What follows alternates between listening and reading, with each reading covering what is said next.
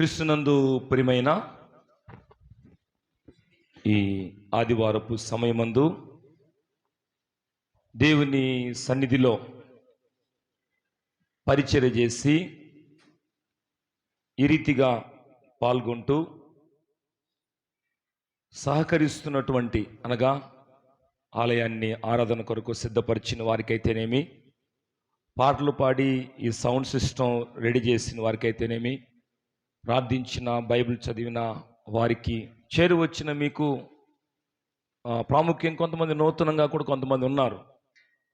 వారందరికీ కూడా ప్రభు పక్షంగా నా హృదయపూర్వకమైనటువంటి వందనాలు మీకు తెలియజేస్తూ ఉన్నాను.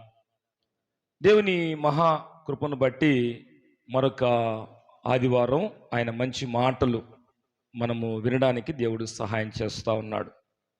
అందుని బట్టి నేను ప్రభువును స్తుతిస్తూ ఉన్నాను. విశేషంగా ప్రభునందు ప్రియులారా, ప్రతి ఆదివారం కూడా ఒక్కొక్క విషయాన్ని దేవుని మాటగా మనకు అందించబడుతున్న విషయాలను మనము గ్రహించడానికి దేవుడు సహాయం చేస్తున్నాడు. ఈ వారం కూడా ఈ చదువుకున్నటువంటి వాక్య భాగం అపోస్తలుడు పౌలు కొరింథీయులకు రాసినటువంటి మొదటి పత్రిక 16వ అధ్యాయం 13వ వచనాన్ని గమనించాం.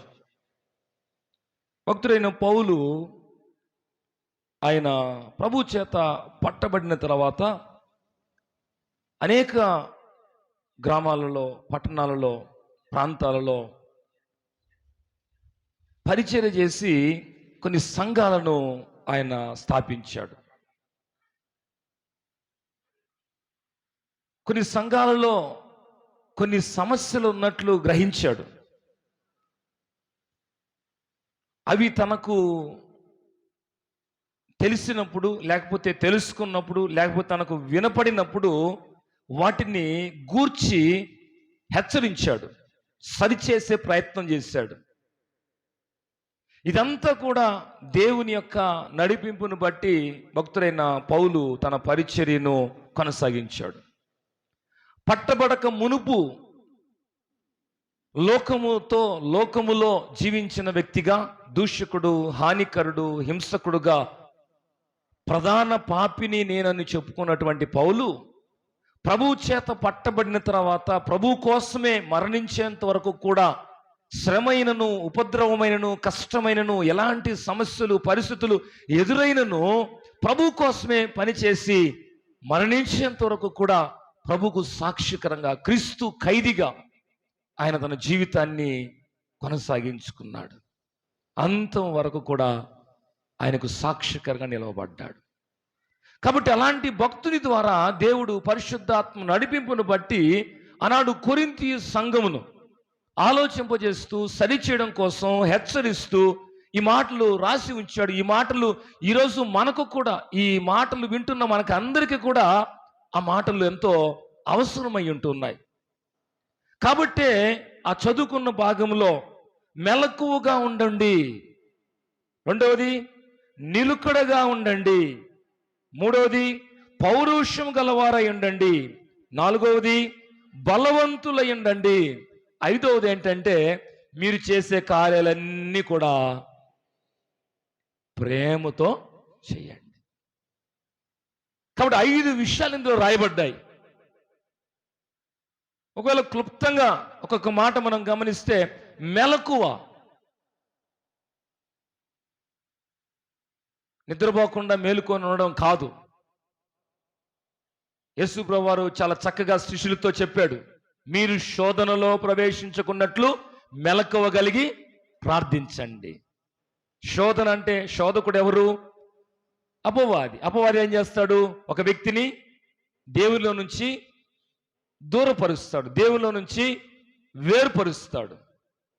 అలర్ట్గా లేకపోతే ఈరోజు చాలా మంది అపవాదికి దాసులుగా లోపరచబడతారు. మెలకువగా ఉండండి, నిలకడగా ఉండండి. స్థిరత్వం చాలా ప్రాముఖ్యం. ఆదివారం ఒక రకంగా, 6 రోజులు ఒక రకంగా కాదు, నిలకడగా ఉండండి. చాలా ఉన్నాయి, విషయాలు ఉన్నాయి, అవన్నీ నేను చెప్పడం లేదు. మన వాక్య భాగము మనం ధ్యానం చేయాలి కనుక. తర్వాత మాట మనం చూసినప్పుడు ప్రభునందు ద్వారా పౌరుషం గలవారై ఉండండి. పౌరుషం ఈరోజు భౌతికంగా కొంతమంది పౌరుషం కలిగి ఉంటారు, పనికిరాని పౌరుషం. కొంతమంది కక్షలు కలిగి పౌరుషంతో కుటుంబీకులే, ఒక రక్త సంబంధీకులే, ఒక తల్లి కడుపులో జన్మించినటువంటి బిడ్డలే పౌరుషంతో వాళ్ళు మాట్లాడుకునేటువంటి విషయాలు, చనిపోయేంత వరకు కూడా మళ్ళీ కలిసి జీవించలేని పరిస్థితులు. ఒకవేళ ప్రభువుని ఎరిగిన వారు అలాగా ఉంటారేమో, కానీ ప్రభువుని ఎరిగిన వారు క్షమాపణతో ఉండాలి. అసలు ఉండాల్సిన విషయంలో పౌరుషంగా ఉండరు. నేను ప్రభువు నమ్మాను, ప్రభు కోసం సాక్ష్యకరంగా ఉండాలి, ప్రభుకు మహిమకరంగా ఉండాలి, ఈ విషయాల్లో పౌరుషంగా ఉండరు. ఏదైనా సాధించడం కోసం, ఆ సాధించేది ఇది వ్యర్థమైనది, దానికోసం కొంతమంది పౌరుషంగా ఉంటారు. మీరు పౌరుషంగా ఉండండి. ప్రభు బిడ్డలుగా మీరు పౌరుషం, మేము ప్రభువును కలిగి ఉన్నాం, మా మాట, క్రియలు, పరిస్థితులు అన్నీ కూడా ప్రభువుకు మహిమకరంగా ఉండాలి. ఈ విషయాల్లో మనం పౌరుషంగా ఉండాలి. తర్వాత మాట చూసినప్పుడు, ప్రభునందు పిల్లారా, మీరు బలవంతులై ఉండండి. భౌతికమైన బలం కాదు.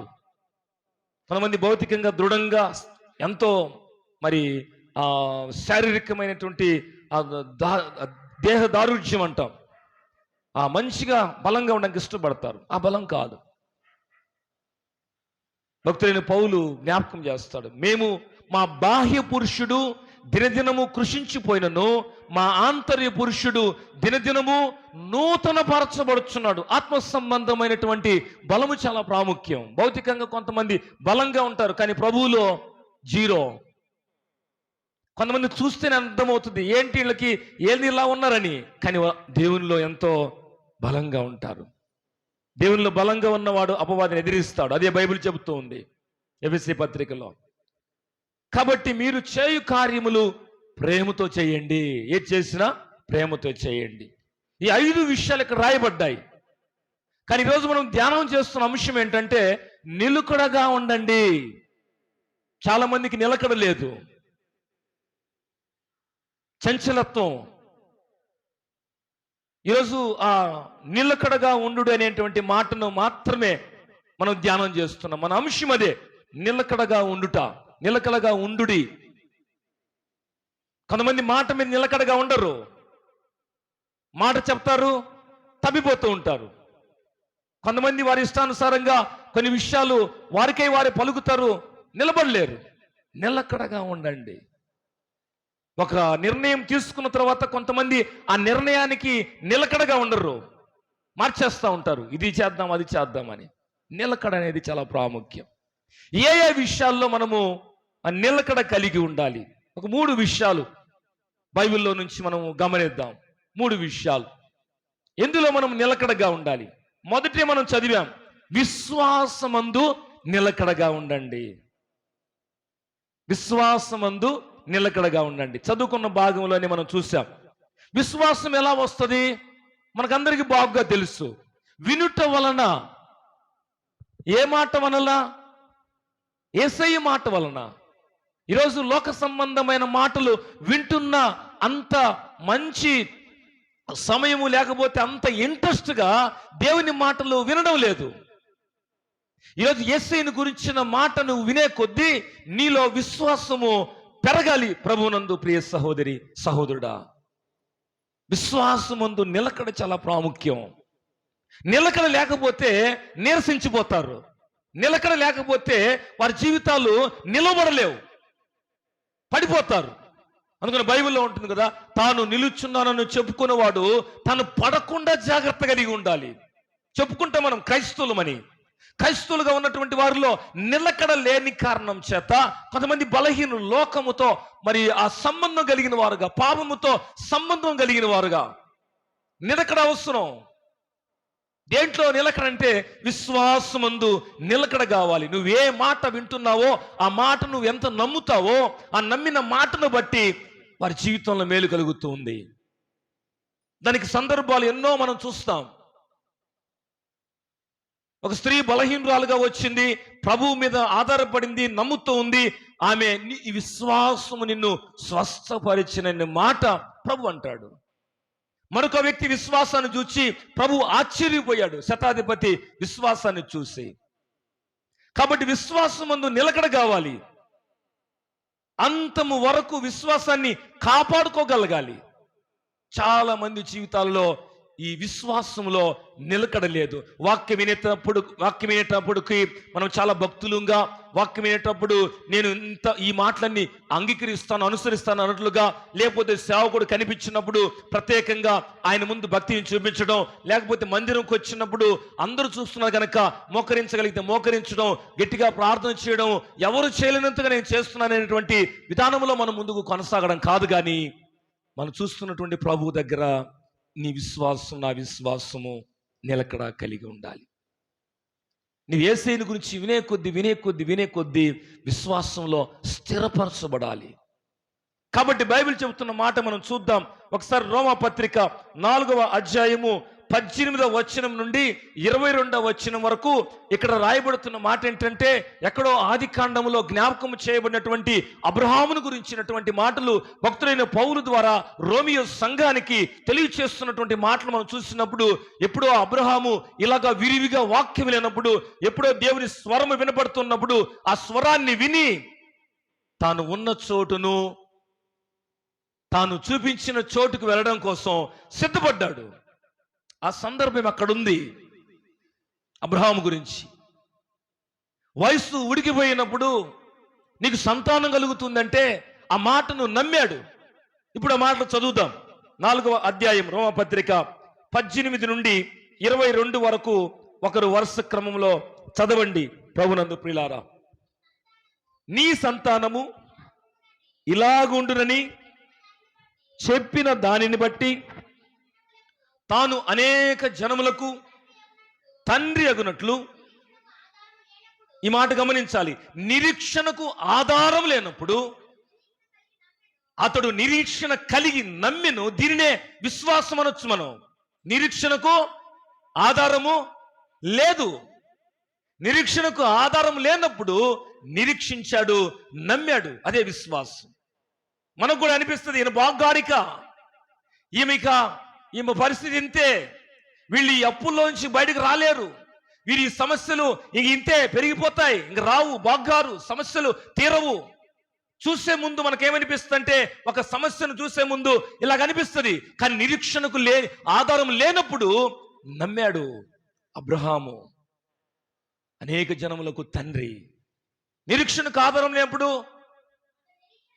అతడు నిరీక్షణ కలిగి నమ్మెను, మరియు అతడు విశ్వాసమందు బలహీనుడు కాక రమరమి 100 ఏళ్ల వయస్సు గలవాడయుండి, అప్పటికి తన శరీరము ఎలాంటిదంట, మృతతుల్యము, అంటే జవసత్వాలు ఇక దాంట్లో సరిగ్గా పనిచేయని పరిస్థితుల్లో తన శరీరం మృతతుల్యమని అయినట్టును, శారా గర్భమును మృతతుల్యమైనట్లను ఆలోచించను. కానీ అవిశ్వాసం వలన దేవుని వాగ్దానమును గురించి సందేహింపక దేవుని మహిమపరచి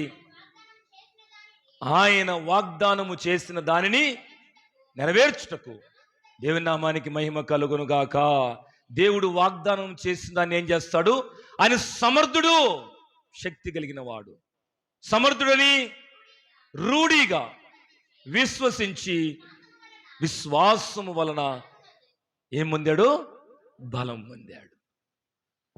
ఇదంతా వివరించడం కోసం చాలా సమయం పడుతుంది. ఒక్క మాటలో చెప్పాలంటే, చూస్తుంటే నిరీక్షణకు ఆధారం లేదు, ఇది అవుద్దా, ఇది కాదు, ఇది జరుగుద్దా, ఇది జరగదు. ఇలాంటి పరిస్థితుల్లో తన స్థితి ఏంటో, తన భార్య స్థితి ఏంటో తెలుసు, కానీ ఒక వాగ్దానం ఉంది. దేవుడు అబ్రహాముతో చెప్పిన మాట, నీ సంతానం నేను ఆకాశ నక్షత్రం వల్ల చేస్తాను, ఇసుక రేణు వల్ల చేస్తాను. ఆ మాటను పట్టుకొని నిరీక్షణకు ఆధారం లేనప్పుడు నిరీక్షణ కలిగి విశ్వాసంలో నిలిచాడు అబ్రహాము. ప్రియమైన సహోదరి సహోదరుడా, ఈ వాక్యం వినే సమయానికి నువ్వు ఏ స్థితిలో, ఏ స్థితిగతులలో, నీ కుటుంబంలో, నీ వ్యక్తిగతంగా, నీ ఆర్థికమైన విషయాల్లో, ఆరోగ్య విషయాల్లో, నీ భౌతిక సంబంధమైన పరిస్థితుల్లో నువ్వు ఏ స్థితిలో ఉన్నప్పటికీ ఈ మాట చదివేటప్పుడు మనకు ఒక నీరసంగా ఉన్నప్పుడు హాస్పిటల్కి పోతే మొట్టమొదటి ఏం చేస్తాడు డాక్టరు? ముందు సెలైన్ కట్టేయమంటాడు. అంతేనా? ఏం చేస్తాడు? అడుగుతాడు ముందు. మనం చూసి డాక్టర్ దగ్గర మాట్లాడేటప్పుడు అర్థమవుద్ది, అమ్మ కొంచెం నీరసంగా ఉంటున్నావు, అయ్యా నువ్వు ఇష్టంగా ఉంటున్నావు, ఒక సెలైన్ బాట కట్టుకొని బొమ్మ అంటారు. సెలైన్ ఏం చేస్తుంది మనకి? ఏం చేస్తుంది? వెంటనే ఒక శక్తిని ఇస్తుంది. ఈరోజు మనం కూడా ప్రభువునందు పిల్లారా, భౌతిక సంబంధంగా పరిస్థితులన్నీ చూస్తున్నప్పుడు ఎంతో మరి అననుకూలమైన పరిస్థితులుగా ఉండొచ్చు. కానీ దేవుని మాట ఏంటంటే నిలకడ. దేవునికి అసాధ్యమైనది కూడా లేదు కదా.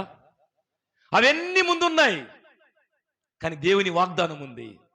దేవుని వాగ్దానం ఏంటంటే నిన్ను అనేక జనములకు తండ్రిని చేస్తాను. కాబట్టి అలాంటి పరిస్థితుల్లో వాగ్దానం చేసిన వాడు సమర్థుడు అని ఎరిగి విశ్వాసంలో నిలకడగా ఉన్నాడు. మనమైతే ఏం చేస్తాం? ఒక్క చిన్న సమస్య కనుక తీరకపోతే ఏం దేవుళ్ళమ్మా, ఏం ప్రార్థనలే, ఏం పాస్టర్లే, ఏం మందిరము, ఏం బైబిలు అనేసి మనము వెంటనే వాగ్దానం ఉన్నాయి మనకు కొన్ని బైబిల్లో, అడుగుడి మీకు ఇవ్వబడును. మరి అడుగుతున్నటువంటి విధానం విశ్వాసం కలిగి అడిగితే నీకు దొరుకుతుంది ఖచ్చితంగా. అడుగుంది నువ్వు పొందుతావు. కావున మొదటి మాట నిలకడగా ఉండండి. దేంట్లో నిలకడగా ఉండాలంటే విశ్వాసమందు నిలకడగా ఉండండి. రెండవ మాట మనం చూద్దాం ప్రభువునందు పిల్లరా, నిలకడగా ఉండుట, విశ్వాసమందు నిలకడ. రెండవది గలతీ పత్రిక 5వ అధ్యాయం మొదటి వచనం.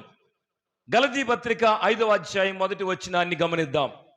5వ అధ్యాయం మొదటి వచనం, గలతీయులకు రాసిన పత్రిక, భక్తుడైన పౌలు, ఈ స్వాతంత్రము అనుగ్రహించి క్రీస్తు మనలను స్వతంత్రులుగా చేసి ఉన్నాడు.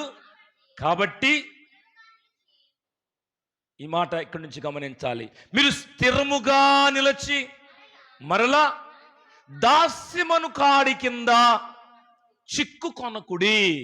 రెండవది, ఒక్కసారి స్వేచ్ఛ అంటే పాపము నుంచి బయటకు వచ్చినటువంటి వ్యక్తి, పాపము నుంచి ప్రభు చేత పట్టబడి నడిపించబడిన వ్యక్తి మళ్ళీ దాస్యం అనే కాడి కిందకు చిక్కుకోకూడదు, మళ్ళీ పాపములోనికి వెళ్ళకూడదు. ఎందులో నిలకడ కలిగి ఉండాలంటే ప్రభు ఇచ్చినటువంటి స్వాతంత్ర్యము. అంతకుముందు నీవు సాతాను చేత పట్టబడి అనేక రకాలైనటువంటి నష్టము చేత, కష్టము చేత, సమాధానం లేక ఎట్లాగో నీ జీవితం ఎంతగా దిగజారిపోయిందో తెలుసుకునే సమయానికి ఏమీ లేకుండా పోయిన స్థితిలో నుంచి ప్రభు చేత పట్టబడి ఒక స్థితిలోనికి ప్రభు నిన్ను నడిపిస్తే మళ్ళీ నువ్వు దాస్యం అనే కాడి కింద చిక్కుకోవద్దు. స్థిరంగా ఉండాలి ప్రభువులో. స్వాతంత్రం పొందిన తర్వాత, ఇప్పుడు మన ఉదాహరణకి భారతదేశం ఉంది, బ్రిటిష్ వారి నుంచి మనము స్వతంత్రులం అయిపోయాం. తర్వాత మన దేశాన్ని మనము పాలించుకుంటున్నాం. మళ్ళీ మీరు బ్రిటిష్ వాళ్ళు వచ్చి పాలించమని చెప్తాము మనము? ఎవరో చెప్పం కదా. అట్లాగే నువ్వు ఒకప్పుడు దేవునికి వేరుగా దూరముగా పాపము చేత పట్టబడి పాపము బంధకముల చేత, పాపం అంటే దేవుని మాటను మీరడమే, ఇష్టానుసారమైనటువంటి శరీర సంబంధమైనటువంటి కోరికలు, ఆశలు, పరిస్థితుల చేత నడిపించబడుతున్నప్పుడు ఏదో ఒక సేవకుని ద్వారా, ఏదో ఒక బైబిల్ వాక్యం ద్వారా, ఏదో ఒక సందర్భంలో, ఏదో ఒక సువార్త సభ ద్వారా నువ్వు పట్టబడిన తర్వాత, ప్రభు చేత నడిపించబడే వ్యక్తిగా మార్చబడిన తర్వాత, ప్రియ సహోదరి సహోదరుడా, నీవు దేవుని చేతనే నడిపించబడే వ్యక్తిగా ఉండాలి. చాలామంది ఆదివారం మాత్రం చక్కగా మంచిగా క్రైస్తవులుగా కనబరుచుకోవడం కోసం, క్రైస్తవ జీవితాన్ని కొనసాగించడం కోసం ఆదివారం సరిపోద్దన్నట్లుగా జీవిస్తున్నారు. కానీ 6 రోజులు లోకముతో, స్నేహము, పాపముతో మరి పరుగులు తీస్తూ వారి జీవితంలో నిలకడ లేని స్థితిలో ఉంటున్నారు. నిలకడ చాలా ప్రాముఖ్యం. అందుకని ఆ మాట స్థిరముగా అక్కడ చదవండి. కాబట్టి మీరు స్థిరముగా నిలచి మరలా దాస్యమను కాడి కింద చిక్కుకొనకుడి. ప్రభు కాడి కిందకు వచ్చిన తర్వాత, ప్రభు కాడి కింద నడిపించబడితే అది ఆ వ్యవసాయం లేకపోతే ఆ సేద్యము లేకపోతే ఆ స్థితి వేరు. సాతాను కాడి కిందకి వెళ్ళామనుకో ఫలితం ఉండదు, పంట వేసిన ఫలితం ఉండదు. ఈరోజు ప్రభు వాక్యం ప్రకటించబడుతున్నప్పుడు అనేక ఆత్మలు బలపరచబడాలి. అలా బలపరచబడాలంటే దేవుని వాక్యంలో మనము స్థిరముగా నిలవాలి. చంచలులుగా మనం ఉండకూడదు. ఈరోజు అనేక మంది చంచలులుగా జీవిస్తూ ఉన్నారు, వారి ఇష్టానుసారంగా వారి జీవితాల్లో జీవిస్తున్నారు ప్రభువుని పిల్లారా. కాబట్టి మీరు స్థిరముగా నిలచి దాస్యమనే కాడి కింద మరలా మీరు చిక్కుకొనకుడి. చిక్కించుకునే ప్రయత్నం చేస్తాడు సాతానుడు. ఎవరిని ఎలా చిక్కించుకోవాలో సాతానుడి దగ్గర రకరకాలైనటువంటి ప్రణాళికలు ఉన్నాయి. చిన్న వయసు కలిగిన వారు ఎలా చిక్కించుకోవాలి, ఒకవేళ మధ్య వయసు ఎలా చిక్కించుకోవాలి, యవనస్తులు అయితే యవనస్తులు చాలా ఈజీగా చిక్కుతారు సాతానుడికి. ఎందుకంటే అంతా మాకు తెలుసు అనుకుంటారు, మరి ఏం తెలియదు, త్వరగా చిక్కుకుంటారు. జాగ్రత్తగా ప్రభువులారా, దాస్యం అనే కాడి కింద మళ్ళా మీరు చిక్కుకొనకుడి. నువ్వు ప్రభు చేత పిలువబడ్డావు, ప్రభు చేత పట్టబడ్డావు, ప్రభు చేత నడిపించబడడానికి ఇష్టపడి ప్రభు దగ్గర దేవుని వాక్యం ద్వారా నడిపించబడే వ్యక్తిగా ఉంటే నీవు స్వతంత్రం పొందావు ప్రభు కృపలో. ఆ దాస్యం అనే కాడి కింద నుంచి బయటకు నడిపించబడ్డావు. తర్వాత దేవుని నడిపింపును బట్టి నీవు కొనసాగగలిగితే అది మేలుకరం ప్రభునందు. ప్రియ వాక్యం వింటున్న సహోదరి సహోదరుడా, కాబట్టి నిలకడగా ఉండండి. మీరు నిలకడ చాలా ప్రాముఖ్యం. స్థిరత్వము. కొంతమంది కుటుంబాలు చూస్తూ ఉంటాం, వారి స్థితిగతులన్నీ కూడా, ఆచార సంబంధమైన కార్యక్రమాలన్నీ కూడా ఏదైనా కార్యక్రమం జరిగితే బయటపడతా ఉంటాయి. మా ఊర్లో ఇది చేస్తారు, ఆ కుటుంబం ఇది చేస్తారు, ఆ సేవకుడు ఇది చేస్తారు, ఇవన్నీ చెప్పుకుంటారు. యేసయ్య నన్ను ఏం చేయమన్నాడు, నేనేం చేయాలి? నాకు తెలియకపోతే ఒకవేళ నా సేవకుని అడుగుతాను, ఆయన చెప్పింది నేను వింటాను. కానీ అక్కడ ఏది ఉంది, ఇక్కడ ఏది ఉంది, ఆ సేవకుడు అట్ట, ఈ సేవకుడు ఎట్ట, ఈయనకంటే పెద్ద సేవకుడు కదా, ఈయనకంటే పెద్ద మందిరం కదా అది. కొంతమంది మాట్లాడే మాటలు. కానీ ఎంత మందిరం, ఎంత సేవకుడు, ఎంత ఇదినా, ఏ సేవకుడికైనా ఈ వాక్యపు గ్రహింపు ఉన్న వాళ్ళు ఏది చెయ్యాలో, ఏది చేయకూడదో, ఏది చేస్తే నీకు మేలుకరమో, ఏది నీకు మేలుకరం కాదో పరిశుద్ధ లేఖనము చాలా స్పష్టంగా మనతో మాట్లాడుతూ ఉంది, దేవుని మాట. కాబట్టి నిలకడ చాలా ప్రాముఖ్యం. కొన్ని పర్యాయాలు నిలకడ లేదు చాలా మంది జీవితాలు. ఈ వాక్యం వినే టయానికి నువ్వు నిలకడ లేని వ్యక్తిగా ఉంటే, నువ్వు ఒకవేళ తిరిగి పాపములో నీ జీవితాన్ని కలిగి ఉంటే ఇదే అనుకూలమైన సమయం. అయ్యా, నేను స్థిరమైన వ్యక్తిగా ఉండాలి, నేను స్థిరంగా ఉండాలి, ప్రభువులో స్థిరంగా ఉండాలి, విశ్వాసమందు స్థిరంగా నడిపించబడాలి. ఆ వాక్యమే సత్యము, ఆ వాక్యము విన్నది విన్నట్లుగా నా జీవితం నేను అవలంబించుకుంటాను. కాబట్టి విశ్వాసమందు స్థిరముగా. రెండవది, స్వాతంత్రమందు నిలకడగా మనం ఉండాలి. ప్రభు మనకు స్వేచ్ఛనిచ్చాడు. అంతకుముందు నీకు పాపం అనే కాడి కింద నలిగిపోతూ ఉన్నావు, స్వేచ్ఛనిచ్చాడు. ఆ స్వేచ్ఛలో నీవు ప్రభుకి ఇష్టకరంగా ఉండాలి. రెండో విషయం. మూడో విషయాన్ని మనము జ్ఞాపకం చేసుకుని ముగించుకుందాం. మూడో విషయం ఏంటంటే, ప్రభునందు పిల్లారా, ఒకసారి మనము హెబ్రీ పత్రిక 10వ అధ్యాయము 24వ వచనాన్ని గమనిద్దాం. హెబ్రీ పత్రిక 10వ అధ్యాయం 24వ వచనం. కొందరు మానుకొనుచున్నట్లుగా సమాజముగా కూడుట మానక ఒకరినొకడు హెచ్చరించుచు ఆ దినము సమీపించుట మీరు చూచిన కొలది మరి ఎక్కువగా అలాగు చేయుచు ప్రేమ చూపుటకును సత్కార్యము చేయుటకును ఒకరినొకడు పురికొల్పవలనని ఆలోచింతము. మూడవది ఏంటంటే, ప్రభునందులారా, సహవాసములో నిలకడ ఉండాలి. సహవాసములో నిలకడ. అందుకని అక్కడ ఏమని రాయబడుతుంది పదము? మీరు సమాజముగా కూడుట మానక. చాలా మంది ఏం చేస్తారు, పావచ్చులే వచ్చే వారం, ఇంతకంటే ఇంట్లో చాలా బిజీ పని ఉంది నాకు, వచ్చే వారం పోవచ్చులే. అందుకని ఒక సేవకుడు చెప్తాడు, ఈ క్రైస్తవ సహవాసం ఎలాంటిదంటే, ప్రభునందు పిల్లారా, ఒక పొయ్యిని మనం వెలిగించి కట్టెలు దాంట్లో పెడుతూ ఉన్నప్పుడు, ఆ కట్టెలు పెట్టిన తర్వాత పైన మనము ఆహార పదార్థం ఏదైతే సిద్ధపరుస్తాన్ని పెడతాం, ఆ కట్టెలు కాలే కొద్దీ ఆ పదార్థం పైన ఏదైతే ఆహార పదార్థం అది పూర్తవుతుంది. ఆ కాలుచున్నటువంటి కట్టెలలో ఒక కట్టెని కానీ తీసి పక్కన పెడితే ఏమైపోద్ది? మాకు తెలివిగా ఆలోచన చేయబాకండి, మేము గ్యాస్ మీద వండేది అనుకోబాకండి. అర్థం చేసుకోవడం చెప్తున్నాం. ఒకప్పుడు కట్టెలే కదా మనకున్నది, మేము గ్యాస్ మీద వండేది, మేము కట్టెలు తీసి పక్కన పెట్టడం. ఇప్పుడు జనరేషన్ అంతా మారిపోయింది. అర్థవంతంగా మీరు అర్థం చేసుకుంటూ ఆలోచన చేస్తే, ఆ కట్టె తీసి పక్కన పెడితే ఏమవుద్ది? కొంచెం సేపు నిప్పు ఉంటుంది, పైన ఏమొస్తుంది? ఒక బూడిద. అలా వచ్చి లాస్ట్కి ఆ కట్టె ఒకటి మిగిలిపోద్ది. చూడండి, మన జీవితం కూడా అంతే. సహవాసముగా కూడుట మానుతూ ఉంటే మనం మండించబడినటువంటి వారుగా ఉండం. మండుచున్న దగ్గర ఏగు వచ్చి వాలదు, సెగన్న దగ్గర, వేడిన దగ్గర వాళ్తుందా? ఏగు వాళ్తుందా? ఇంకేదన్నా వ్యర్థమైనటువంటి ఆ పరిస్థితులు ఏమైనా వస్తాయి దగ్గరికి? నువ్వు మండుతూ ఉంటే, ప్రభువులో వెలుగుతూ ఉంటే నీ దగ్గరకు శోధకు రావడానికి అవకాశం లేదు. నువ్వు ఆరిపోయావు అనుకో, పరిస్థితి ఏంటి? చల్లపడిపోయావు అనుకో, పరిస్థితి ఏంటి?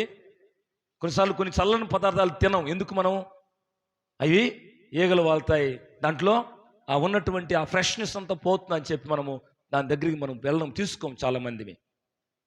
ఈరోజు అలాగే సమాజముగా కూడుట మానుతున్న వ్యక్తిలో ఆత్మీయత తగ్గిపోద్ది, లోక సంబంధమైనటువంటి ఆశలు, ఆలోచనలు పెరిగిపోతూ ఉంటాయి. అందుకని మీరు సమాజముగా కూడుట మానవద్దు, దాన్ని కొనసాగించండి. సహవాసంలో మీరు ఎదగండి. సంఖ్యాకాండం మనం ఒకసారి ఒక మాట చదువుదాం, ఇంకొంచెం అర్థవంతంగా. 27వ అధ్యాయము 15వ వచనాన్ని చూద్దాం. సంఖ్యాకాండము 27వ అధ్యాయము 15వ వచనం, 15. సంఖ్యాకాండము 27:15. అప్పుడు మోషే యెహోవాతో ఇట్లా, నేను యెహోవా, గమనించాలి ఈ మాట, సమస్త మానవుల ఆత్మకు దేవా యెహోవా, సమాజము కాపరి లేని గొర్రెల వలె ఉండకున్నట్లు సమాజం మీద ఒకరిని నియమించుము. ఆ రోజే మోషే దేవుని యొద్ద ప్రాధేయపడుతున్న ప్రార్థన, లేకపోతే మోషే వేడుకుంటున్న విధానం, సమస్త ఆత్మలకు కాపురమైన దేవా, ఈ సమాజము చక్కగా పరచబడినట్లుగా ఒకరిని నీవు నియమించు. ఈరోజు మనకు ప్రతి ఆదివారం మందిరం జరుగుతుంది. కొన్ని మందిరాలు మూసివేస్తున్నారు. కాపరి వెళ్ళకో, అనుకూలత ఉండకో, లేకపోతే పరిస్థితులు అనుకూలంగా ఉండకనో కొన్ని ప్రాంతాల్లో మందిరాలు తెరవబడడం లేదు. కానీ ప్రతి ఆదివారం దేవుని మందిరం మనం జరుగుతుంటే చాలా మంది ఏమైపోతున్నారు? చల్లబడిపోతున్నారు కదా. ఈ వాక్యం వింటున్నా నీలో ఎన్నిసార్లు నువ్వు చల్లబడిపోలేదు? ఈరోజు దేవుని వాక్యం వింటున్నందుకు చాలా నువ్వు ధన్యురాలివి. ఎందుకంటే నేను సమాజంగా కూడడం మానకూడదు. ఆయన కాపరి నియమించి సంఘము మండుచూ ఉండాలని, సంఘము దేవునిలో ఎదుగుతూ ఉండాలని సేవకుడు ఎంతగానో ప్రయాసపడుతూ ఉంటాడు. కాపరి అందుకనే సమస్తమును ఆయన గమనిస్తూ దేవుని యొక్క మాటలు తెలియచేస్తూ ఆ సంఘాన్ని బలపరచడంలో ప్రయాసపడుతూ ఉంటాడు. కాబట్టి సహవాసమందు మనము నిలకడగా ఉండాలి. కొంతమంది సహవాసాలు నిలకడగా ఉండవు. ఈ చర్చి బాగలేదు, ఆ సేవకుడు బాగలేడు, ఈ ఊరు బాగలేదు, ఆ ఊరు బాగలేదు, ఈ డినామినేషన్ బాగలేదు, అందరి తీర్పు తీర్చుకుంటూ వెళ్ళడమే. బైబిల్ చెబుతుంది ప్రభు ఒక్కడే, విశ్వాసం ఒక్కటే, బ్యాప్టిజం ఒక్కటే. నువ్వెక్కడ బ్యాప్టిజం తీసుకున్నావో, లేకపోతే ఏ సేవకుడి దగ్గర హెచ్చరించబడ్డావో, ఏ సేవకుని దగ్గర నువ్వు రక్షణలోకి నడిపించబడ్డావో, ఆ సంఘాన్ని కనిపెట్టుకుని ఆ సేవకుని దగ్గర నువ్వు తరబిది పొందుతూ ఉంటే దేవుడు నిన్ను బలపరుస్తాడు. తీర్పు తీర్చే స్థాయికి వెళ్ళిపోయారు చాలా మంది కదా. ఈ సేవకుడు బాగలేడు, ఈ మందిరం బాగలేదు, ఆడ క్రమం బాగలేదు, ఏ క్రమం బాగలేదు. నువ్వు బాగున్నావా? మాట్లాడుతున్న వ్యక్తి, సహోదరుడా, నీ జీవితం ఎలాగా నిలకడగలిగి ఉందా? నువ్వు తీర్పు తీర్చే స్థాయికి వెళ్ళావా? తీర్పు తీర్చే స్థానాన్ని నువ్వు తీసుకుంటున్నావా? ఒకవేళ నీవెలా ఉన్నావు, నువ్వు పరీక్ష చేసుకో. బైబిల్ అది చెబుతుంది, నువ్వు పరీక్ష చేసుకో. సహవాసమందు నిలకడ కావాలి. ఈరోజు అందుకని చాలా మంది విశ్వాసంలో భ్రష్టులైపోతున్నారు. వాళ్ళు ఎలా చెబుతున్నారే, ఈ సంఘం ఎలా చెబుతుందే, ఈ సంఘం ఏం చెబుతుందే. నీవు ఒకవేళ దేవుని సంబంధమైన వ్యక్తిగా జీవించబడుతున్నప్పుడు నిలకడగా ఉండడానికి ఆశపడితే నీవు కూర్చొని జాగ్రత్తగా ధ్యానం చేయి వాక్యాన్ని. దేవునితో స్పష్టంగా మాట్లాడతాడు. ఏది క్రమమైనదో దేవునితో మాట్లాడతాడు. ఆయన ఎందుండి వేరు పారిన వారుగా మీరు ఉండండి. చాలా మంది భ్రష్టులు అయిపోతారు. ఈయన ఒక మాట చెప్తున్నాడు, ఆయన ఒక మాట చెప్తున్నాడు, ఆ డినామినేషన్ ఒక రకం, ఈ డినామినేషన్. కొంతమంది మాదే పరలోకానికి వెళ్ళే సంఘం. చూడండి ఎంత బాధకరమో, ఎంత సాతానుడి ప్రణాళిక. ఎలాగైనా నీవు ఇలా విమర్శించి ఎక్కడికి వెళ్ళావు? నీవు ఇక అందుకని సమాజంగా నీకు అనుకూలంగా ఉన్నటువంటి నీ దగ్గర, నీ యొక్క గ్రామంలో లేకపోతే నీకు అనుకూలంగా ఉన్న దగ్గరికి వెళ్ళి ఒకే సమాజముగా ఒకే స్థలములో నీవు కూడుకుంటూ బలపరచబడు. అవసరమైతే నువ్వు ఒక స్థితిలోకి వచ్చిన తర్వాత నువ్వు కూడా ఒక ప్రకటించే వ్యక్తిగా నడిపించబడు. పర్లేదు, ఇబ్బంది లేదు. సంఘం నుంచి రావాలి ప్రవక్తలు, ఉపదేశకులు, అపోస్తలులు, మరి వీళ్ళందరూ కూడా కాపరులు. ఎఫెసీ పత్రిక ప్రకారం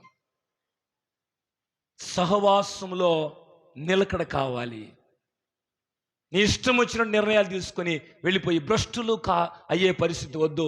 ప్రభునందు ప్రియ సంగమా, ఈ వాక్యం వినే సమయానికి నేను ప్రతి వారము సమాజముగా నేను కూడుట మానడం లేదు. సహవాసంలో నేను నా ఆత్మీయతను పెంచుకుంటూ ఉన్నాను. సహవాసంలో నేను ఎప్పటికప్పుడు ఎదుగుతున్నానంటే నీ అంత ధన్యుడు ధన్యురాలు మరొకరు లేరు. చివరిగా ఒక వచనాన్ని చదివేసి నేను ముగిస్తాను. ఒకసారి 111వ సంకీర్తన మొదటి వచనం, అలాగే 149వ సంకీర్తన మొదటి వచనం, ఈ రెండు వచనాలు చదువుకొని ముగించుకుందాం. 111వ సంకీర్తన మొదటి వచనం, యెహోవాను స్తుతించుడి, యథార్థవంతుల సభలోను సమాజములోను పూర్ణ హృదయముతో నేను యెహోవాకు కృతజ్ఞతాస్తుతులు. ఒక పదం ఉంది అక్కడ. ఏం పదము?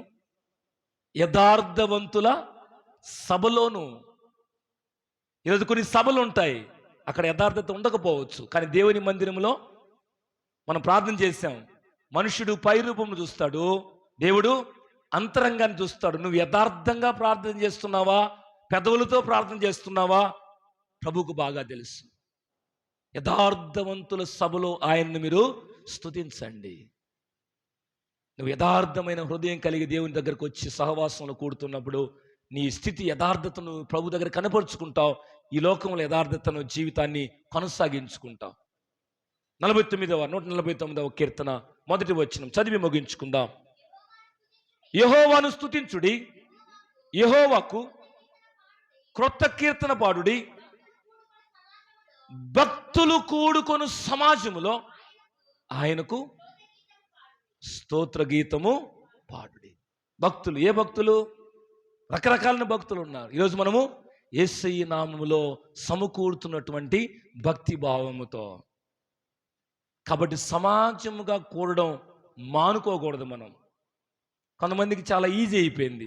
మాకు ఆ పని ఉంది, మాకు ఈ పని ఉంది, ఆడదాకా పోయి వస్తాం, ఈడదాకా పోయి వస్తాం.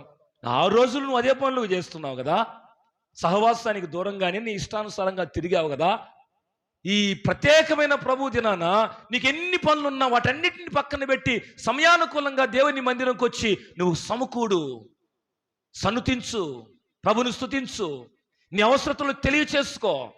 దేవుడు ఆకాశమందు ఆలకించి మన మనవులు ఆయన ఆలకించి సహాయం చేస్తాడు. ప్రభునందు ప్రియ సంగమా, కాబట్టి మీరు చదువుకున్నటువంటి భాగం, మొదటి భాగాన్ని మనం జ్ఞాపకం చేసుకుంటున్నాం.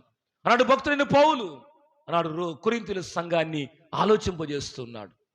మెలకువ కలిగి ఉండండి, పౌరుషం కలిగి ఉండండి, బలవంతులై ఉండండి, ప్రేమతో అన్ని పనులు చేయండి.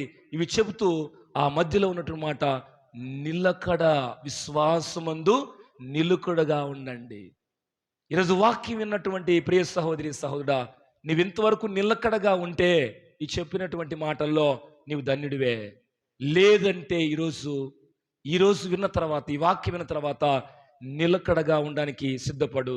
విశ్వాసంలో స్వాతంత్రం పొందావు, పాపం నుంచి పరిశుద్ధుల్లోకి వచ్చావు.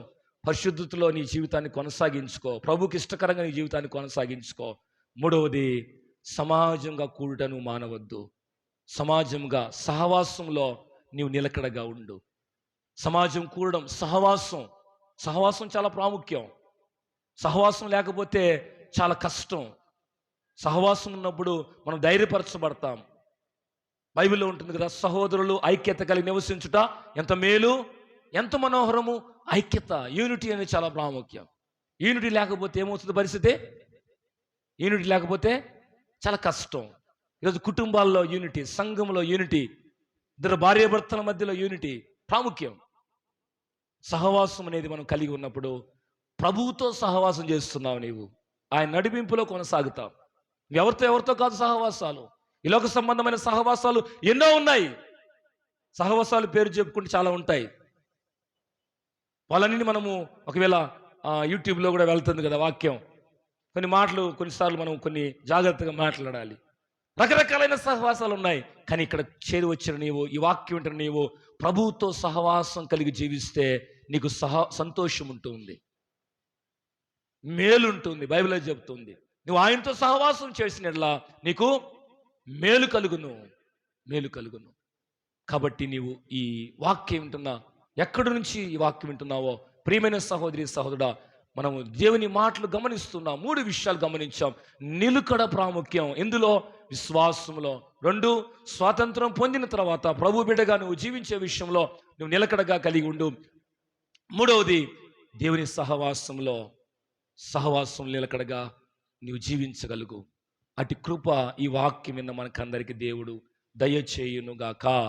దేవుడి మాటలు దీవించునుగాక. ప్రార్థన చేసుకుందాం, తల్లు ఉంచుదాం, కళ్ళు ముద్దాం, ప్రార్థన చేద్దాం. ప్రభువా, నీ విలువైనటువంటి మాటలు మాతో మీరు మాట్లాడినందుకు నీకు స్తోత్రాలు చెల్లిస్తున్నాం తండ్రి.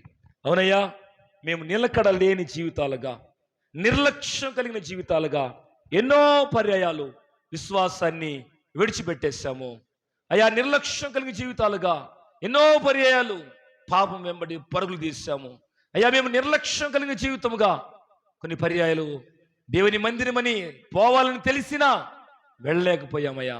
దయతో మమ్మల్ని మన్నించు. ఈరోజు నీ సాక్షిగా మమ్మల్ని నిలువబెట్టు, స్థిరపరచు, బలపరచు అని దేవుని సహాయాన్ని కోరుకుంటూ ప్రార్థన చేద్దాం. తల్లు ఉంచుదాం, ప్రార్థన చేద్దాం. దేవుని సన్నిధిలో ప్రార్థన చేద్దాం. ఆయన సహాయాన్ని కోరుకుంటూ ప్రార్థన చేద్దాం. ఒక మంచి తీర్మానంతో ఇక్కడి నుంచి బయటకు వెళదాం. అయ్యో, నేను నిలకడలేని వ్యక్తిగా ఉండిపోయానా ఇన్ని రోజులు? ఒకవేళ నేను నిలకడలేని జీవితాన్ని జీవిస్తూ వచ్చానా? ఈరోజు ప్రభు నాతో మాట్లాడాడు. నేను నిలకడ కలిగి ఉంటాను, ప్రభులో నిలిచి ఉన్న వ్యక్తిగా ఉంటాను. అబ్రహాము విశ్వసించాడు. నిరీక్షణలకు ఆధారం లేనప్పుడు నేను కూడా విశ్వాసంలో స్థిరంగా ఉంటాను, నిలకడగా ఉంటాను. అయ్యో, నేను పాపము నుంచి ప్రభువును నమ్మాను, ప్రభు నమ్మిన తర్వాత ప్రభువులో నేను నిలకడగా ఉంటాను. అయ్యా, నేను మందిరంకి వెళ్ళేటప్పుడు తీర్మానం తీసుకున్నాను, ఇదిగో ప్రతి ఆదివారం నేను మందిరంలో కనిపిస్తానని. ఎన్నో వారాలు నేను కనబడలేకపోయాను. ఈరోజు ప్రభు నాతో మాట్లాడాడు. నాకున్న దగ్గరలో పరిధిలో ఒకవేళ నాకు అనుకూలంగా ఉన్న మందిరంలో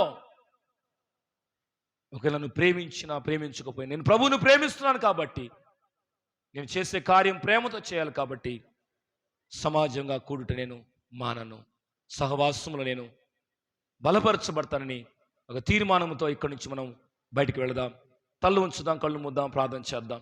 ఈ వాక్య భాగం దేవుడు మన అందరి విండికిడిలో ఆశీర్వదించినట్లుగా తల్లు ఉంచి కళ్ళు మూసుకుంటుండగా మన మధ్యలో ఉన్న ప్రియ సహోదరుడు సుదర్శన్ ప్రార్థన చేస్తాడు. సుదర్శన్ ప్రార్థన చేస్తాడు. ప్రార్థించుకుందాం. ప్రభువా, నీ విలువైన వాక్యముతో మమ్మల్ని హెచ్చరించినందుకు నీకు స్తోత్రాలు. ప్రార్థన చేద్దాం, తల్లు ఉంచుదాం. చిన్న తీర్మానం ప్రభునందు ప్రియ సహోదరి సహోదరుడా, ఈ ప్రార్థన చేసుకునే ముందు నీవు కూడా నీ హృదయంలో ఒక తీర్మానం. అయ్యో, నేను విశ్వాసమందు నిలకడ లేని వ్యక్తిగా ఇంతకాలం జీవించాను, ఈరోజు నుంచి నిలకడగా ఉంటాను. అయ్యో, నేను స్వతంత్రం పొందాను, పాపపు పరిస్థితుల నుంచి నేను దాస్యం అనే కాడి కింద మళ్ళీ చిక్కుకోకూడదు, పాపం వెంబడి పరుగులు తీయకూడదు, ప్రభు వెంబడి పరుగులు తీయాలి, ప్రభులో నేను ఐక్యపరచబడాలి. అలాగే నేను ప్రభువులో ఐక్యపరచబడాలి, విశ్వాసమందు స్థిరంగా ఉండాలంటే ఈ సహవాసం నాకు ప్రాముఖ్యం. ఇది ప్రభు సహవాసం, యథార్థవంతుల సభ, సమాజము, యథార్థవంతులందరూ కూడా సమకూడేది. అందరూ యథార్థవంతులుగానే ఉండాలి, ఉంటాము. అందరం ఇదే ప్రార్థన చేస్తే అందరిలో యథార్థత ఉంటూ ఉంది. మరొకరు విమర్శించుకునేది కాదు. దయతో మనం ఒక తీర్మానంతో ఇక్కడి నుంచి బయటకు వెళదాం. తల్లు ఉంచుదాం, కళ్ళు ముద్దాం, ప్రార్థనలో ఏకీభవిద్దాం. స్తుతి స్తుతి స్తుతి స్తోత్రం దేవా, స్తోత్రం దేవా, పరిశుద్ధ దేవా, పరిశుద్ధ నాయన. ఇది మధ్యాహ్న సమయంలో నాకు ఇచ్చిన సమయంలో ప్రభా, ఇదిగో తండ్రి నాయన, నీ మందిరంలో ప్రార్థించే అవకాశాన్ని ఇచ్చినందుకు వందనాలు తండ్రి, నీకు స్తోత్రం దేవా. భూమి ఆకాశసింహాసన నా పాదపీఠమని సెలవు ఇచ్చింది దేవా, నీకు స్తోత్రం దేవా. ఎక్కడ 2-3 నా నామములో స్తుతిస్తారు వారి మధ్యలో నేను ఉంటానని సెలవు ఇచ్చింది దేవా, నీకు స్తోత్రం దేవా. ఈ మధ్యాహ్న సమయంలో నాయన నీ దాసుని పక్షములను మాట్లాడినందుకు వందనాలు తండ్రి నాయన. అయ్యా ప్రభా నాయన విశ్వాసంలో నిలకడగా ఉండాలని ప్రార్థిస్తున్నాను తండ్రి. ఇదిగో ప్రభా, స్వాతంత్రము ప్రభువులో ప్రభ నిలబడితే నాయన నిలకడగా ఉండటకు సహాయం అనుగ్రహించమని ప్రార్థిస్తున్నాను తండ్రి. అయా సహవాసంలో నిలకడగా ఉండటకు సహాయం అనుగ్రహించమని ప్రార్థిస్తున్నాను తండ్రి.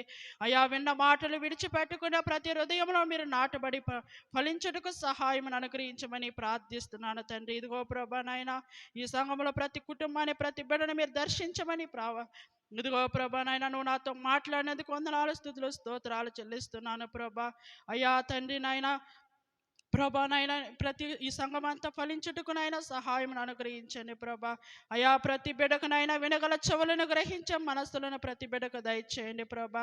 అయా తండ్రి నాయన, నీ విశ్వాసముల ప్రభ నిలకడగా ఉండటకు నాయన ద్రాక్షారసం మీరు, తీగలం మేము ప్రభా, తీగలాలు ఫలించుకునే భాగ్యాన్ని మాకు కలుగజేయమని ప్రార్థిస్తున్నాను తండ్రి. అయా ఈ కొద్ది ప్రార్థన నీ చేతుల మీద కాపజెప్పుకుంటున్నాను. నేను తగ్గించుకుంటూ నీ నామములు హెచ్చిస్తూ యేసు పరిశుద్ధ నామములు అడిగి ప్రార్థించి వేడుకుంటున్నాము తండ్రి. ఆమేన్.